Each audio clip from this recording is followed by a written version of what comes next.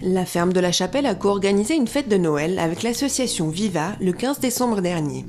Le concept est né, en fait, c'est assez intéressant comment il est né, parce qu'il est né en juin dernier, quand on avait fait une projection de film pour des personnes des EMS. Et après, on leur a offert un repas dans la cour, etc. Et pour nous remercier, ils ont commencé à chanter. Ils ont entonné des chants comme ceux qu'on a chantés ce soir.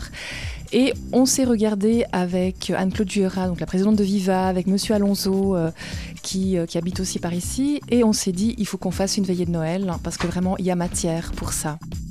Le concept qu'il y a derrière, c'est de réunir les gens, c'est d'avoir du plaisir ensemble et en particulier de favoriser des échanges intergénérationnels et pas uniquement, quand on dit intergénérationnel, on pense aux âges extrêmes, mais c'est pas uniquement ça, c'est vraiment de mêler des gens de tous âges autour d'un projet qui fait plaisir.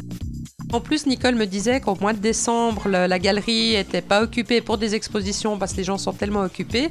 Et du coup, on a eu l'idée de monter un concours de dessin aussi ouvert à tous les âges et en particulier de monter une catégorie Viva pour laquelle on incitait les gens à faire un dessin à 4 mains, donc un enfant et un aîné. Et dans la foulée aussi, comme on a d'excellents contacts avec les EMS de Lancy, on a monté un atelier de peinture et de dessin à l'EMS des Mouilles. Et depuis le début du mois d'octobre, il y a un groupe d'enfants qui retrouve un groupe de résidents qui aiment le dessin tous les mercredis matins et qui ont formé des duos ou des trios pour faire ces dessins. Et ça a donné une énergie vraiment magnifique. Il y a des personnes qui se sont retrouvées avec l'envie de dessiner de nouveau, l'envie d'exposer. Les enfants ont eu un plaisir fou aussi à rencontrer ces personnes âgées.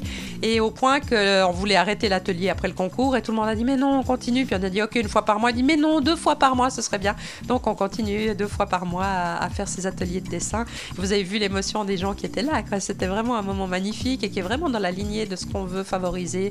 Donc un décloisonnement de la personne âgée aussi, en particulier quand elle est dans une résidence à long terme, et des échanges avec la communauté, avec tous les âges, en particulier avec les enfants.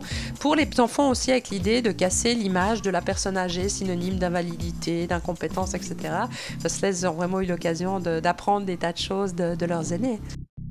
Donc on a mis en route tout ça, on a trouvé Naville qui nous a donné des dons pour pouvoir faire aussi les prix. Il y a la librairie de la Praille aussi qui nous a donné des livres. Et puis petit à petit les gens ont joué le jeu, il y a des classes qui ont participé, etc. Et on a fait le programme. Et voilà, donc en plus il y a Madame Bunk qui s'est aussi mise dans le projet avec son atelier d'orchestre de Lancy. Et du coup c'est devenu un spectacle de plus grande envergure que ce qu'on avait imaginé au départ. Les activités ont été nombreuses cet après-midi-là. Les conteuses de l'association Au bout du compte et leurs récits nous ont transportés dans un monde merveilleux. Grands comme petits ont été heureux d'entonner des chants de Noël, accompagnés au piano et à la guitare. Une pause goûter au parfum de Noël a marqué l'entracte, avant la prestation de l'atelier de l'orchestre de Lancy, dirigé par Monique Bunkdro. L'après-midi s'est poursuivi par la remise des prix du concours de dessin, qui avait pour thématique Portraits d'hiver. Comme vous le savez, la ferme de la Chapelle est une galerie d'art, mais c'est aussi un lieu de rencontre.